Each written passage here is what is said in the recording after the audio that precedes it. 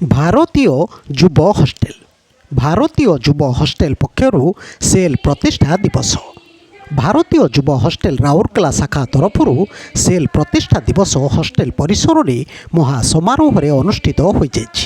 ଯୁବ ହଷ୍ଟେଲ ପରିସରରେ ଅଧ୍ୟକ୍ଷ ବୁଧଦେବ ବାସୁଙ୍କ ଅଧ୍ୟକ୍ଷତାରେ ସାଧାରଣ ସମ୍ପାଦକ ନିରଞ୍ଜନ ବେହେରାଙ୍କ ଆବାହକତ୍ୱ ଓ ଡକ୍ଟର ଦେବସ୍ମିତା ପ୍ରହରାଜଙ୍କ ସଂଯୋଜନାରେ ଆୟୋଜିତ କାର୍ଯ୍ୟକ୍ରମରେ ଆର୍ଏସ୍ପିର ସିଜିଏମ୍ ହୀରାଲାଲ ମହାପାତ୍ର ମୁଖ୍ୟ ଅତିଥି, ବ୍ୟବସାୟ ବିଭାଗର ମହାପ୍ରବନ୍ଧକ ଅନବିନ୍ଦ ମହାନ୍ତି ସମ୍ମାନିତ ଅତିଥି ଭାବେ ଯୋଗ ଦେଇଥିଲେ। ଏହି ଅବସରରେ ମୁଖ୍ୟ ଅତିଥି ଶ୍ରୀ ମହାପାତ୍ର ତାଙ୍କ ବକ୍ତବ୍ୟରେ କହିଲେ ଯେ ରାଉରକେଲା ଯୁବ ହଷ୍ଟେଲ ନିଜର ସାମାଜିକ ପ୍ରତିବଦ୍ଧତା ପାଇଁ ସ୍ୱତନ୍ତ୍ର ପରିଚୟ ସୃଷ୍ଟି କରିପାରିଛି।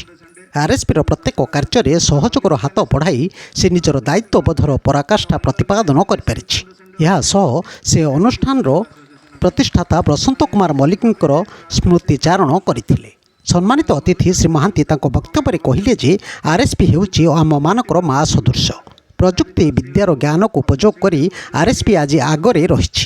ଏହା ସହ ସେ ନିଯୁକ୍ତି ଓ ଉନ୍ନତି ଉପରେ ଗୁରୁତ୍ୱ ଆରୋପ କରିବା ସହ ଯୁବ ହଷ୍ଟେଲର କର୍ମକର୍ତ୍ତାଙ୍କ ଉତ୍ସର୍ଗୀକୃତ ସେବା ମନୋଭାବକୁ ସାଧୁବାଦ ଦେଇଥିଲେ।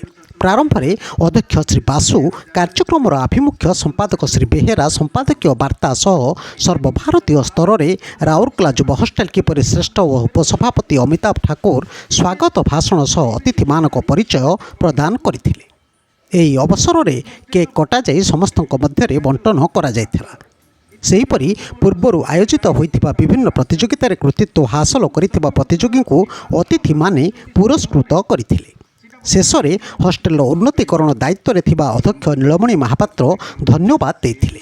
କାର୍ଯ୍ୟକ୍ରମର ପ୍ରାରମ୍ଭରେ କାମିନୀ ମହନ୍ତ ଓ ସାଥୀମାନେ ବନ୍ଦେ ଉତ୍କଳ ଜନନୀ ଗାନ କରି କାର୍ଯ୍ୟକ୍ରମର ଶୁଭାରମ୍ଭ କରିଥିଲେ। ଅନୁଷ୍ଠାନର ସମସ୍ତ କର୍ମକର୍ତ୍ତା ଏହି କାର୍ଯ୍ୟକ୍ରମ ପରିଚାଳନାରେ ସହଯୋଗ କରିଥିଲେ। ବ୍ୟୁରୋ ନ୍ୟୁଜ୍ ଓଡ଼ିଶା କଥା ୟୁଟ୍ୟୁବ୍ ଚ୍ୟାନେଲଟିକୁ ଆପଣମାନେ ଦେଖୁଛନ୍ତି। ମତାମତ ଦିଅନ୍ତୁ, ଲାଇକ୍ କରନ୍ତୁ, ସବସ୍କ୍ରାଇବ୍ କରନ୍ତୁ ଓ ସେୟାର ମଧ୍ୟ କରନ୍ତୁ।